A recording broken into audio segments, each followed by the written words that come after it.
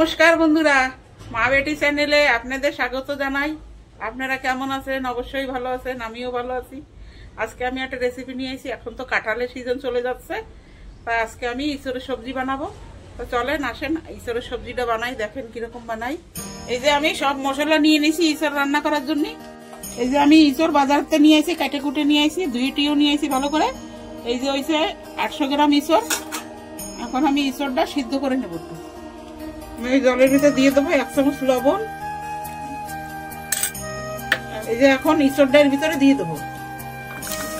ইঁচড়টা ভালো করে একটু সিদ্ধ করে নেব, একদম কচি ইঁচড়।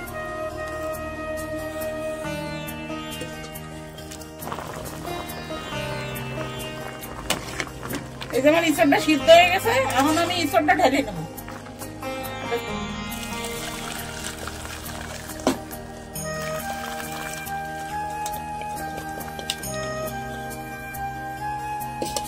কড়াইতে আমি তেল দিয়ে দেবো, সরষের তেল। তেলটা গরম হয়ে গেছে, তেলে দিয়ে দেবো এই যে 2টো তেজপাতা, আর দিয়ে দেবো এই যে গোটা জিরা।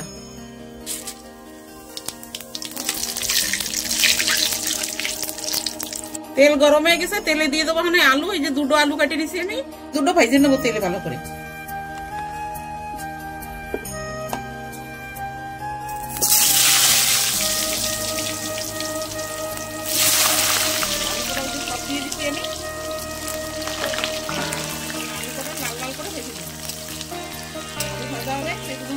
কাঁঠালটা মশলা দিয়ে মাখাই নেব। আলু ভাজা দিয়ে দেবো একটু লবণ, আর একটু দিয়ে দেবো এই যে হলুদ। আর আলুটা ভালো করে লাল লাল করে ভাজা হবে, সেরকম আমি কাঁঠালটা মাখাই নিই। এই যে 1 চামচ হলুদটা দিয়ে দেবো এর ভিতরে, এখন কাঁঠালের ভিতরে। এই যে লাল মির্চি পাউডার, এই যে 1.5 চামচ লাল মির্চি পাউডার আছে, এই মির্চি পাউডারটা এতে দিয়ে দেবো। এই মির্চি পাউডারটা এতে দিয়ে দিচ্ছি সব। এই যে আদা জিরা বাটা আছে 2 চামচের বেশি, এটা দিয়ে দেবো এর ভিতরে।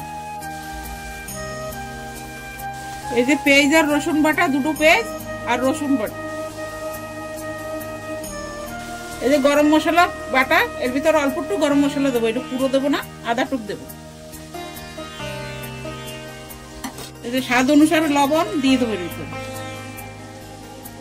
এর ভিতরে এখন কাঁচা সরষের তেল দিয়ে দেবো, আর দেবো না, ওইটুকু দিছি।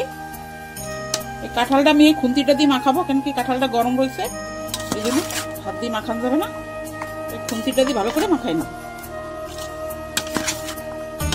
কাঁঠালটা এরকম মাখাই রান্না করলে খাইতে অনেক স্বাদ লাগে, একদম মাংসের মতন লাগে। আমার কাঁঠালটা মাখানো হয়ে গেছে, এখন কাঁঠালটা আমি দিয়ে দেবো কড়াইতে। কাঁঠালটা আমি দিয়ে দিচ্ছি পুরো কড়াইতে। এখন কাঁঠালটা ভালো করে কষাই নিই, এরকম মাংস কষায় এরকম ভালো করে সুন্দর করে কষাই নিই।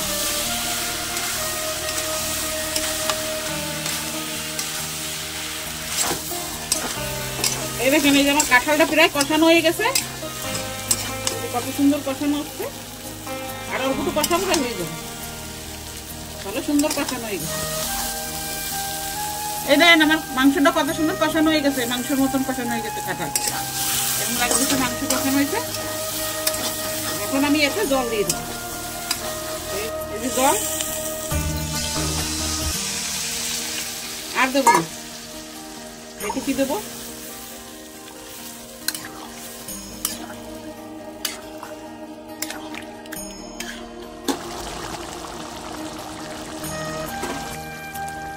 এই যে আমার ইঁচড়ের সবজিটা হয়ে গেছে রান্না করা। আমি এতে এখন গরম মশলা দিয়ে নামাই নেবো। এই যে একদম মাখা মাখা রাঁধছি মাংসের মতো। এখন আমি এই যে গরম মশলাটা দিয়ে দেবো এর ভিতরে।